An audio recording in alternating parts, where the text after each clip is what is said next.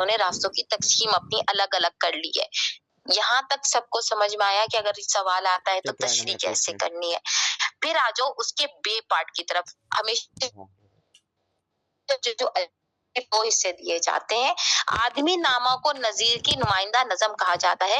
अपने जवाब को तफसील से लिखें। आपने ऊपर तशरीह कर दी और अब आदमी नामा का जो जितना भी निचोड़ है नजीर के साथ, नजीर की शायरी को बताते हुए आपने सिर्फ और सिर्फ आदमी नामा पे बात करनी है। ये सवाल नंबर 1 का ऊपर वाला पार्ट है। अगर आपको लगता है कि आप तशरीह अच्छी कर सकते हो और आपके लिए बहुत आसान है तो वो आप वो वाला उठा लोगे। अब मैं नीचे वाला सवाल एक नजीर का देख लूं अगर मुझे मिल जाए। बेटा ये समझ में आया जो मैंने बताया? हाँ जी मिस आ गया। क्योंकि देखो एक ही नज़म की बात है, आदमी नामा की बात है, तो हम यहाँ पे सिर्फ आदमी नामा की ही बात करेंगे।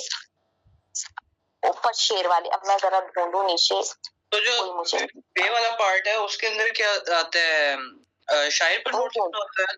हाँ वही मैं ढूंढ रही हूँ, नजीर का ही ढूंढ रही हूँ। मेरे पास अभी आ तो रहे बस दूसरे शायर होते हैं।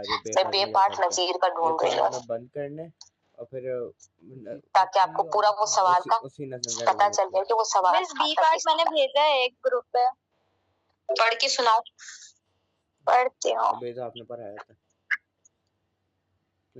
नजीर की शायरी में इनके तहजीबी दौर का अक्स नजर आता है। अशार के हवाले से बहस कीजिए। बस तहजीबी दौर का अक्स उस वक्त क्या चीज था? उनके दौर के अंदर निचले तबके के दौर की बात नहीं होती थी। नजीर ने जुर्रत की, जो कुछ अभी तक पढ़ा हमने वो सब इसके अंदर आ जाएगा। और आपने तीनों नज़मों के अशार के हिसाब से आपने उसके हवाले के, आपने दुनिया मकाफात अमल का भी बता दिया, आपने आदमी नामा का भी बता दिया और आपने रोटियों का भी बता दिया।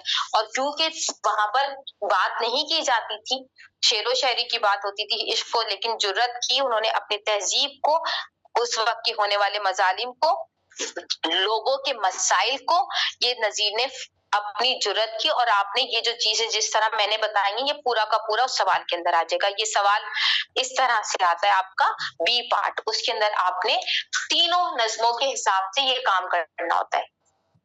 समझ आया बेटा?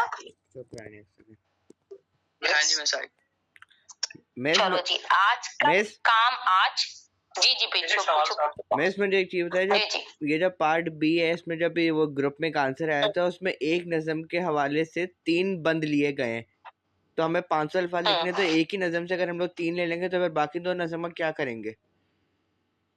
नहीं, तीनों नज़में लिखनी है बेटा। अभी मैं आपको बताऊं, क्योंकि मैंने सिर्फ और सिर्फ क्या पढ़ाया था, आदमी नामा पढ़ाया था ना, तो मैंने आदमी नामा के ऊपर आपको नोट्स बनाने को दे दिए।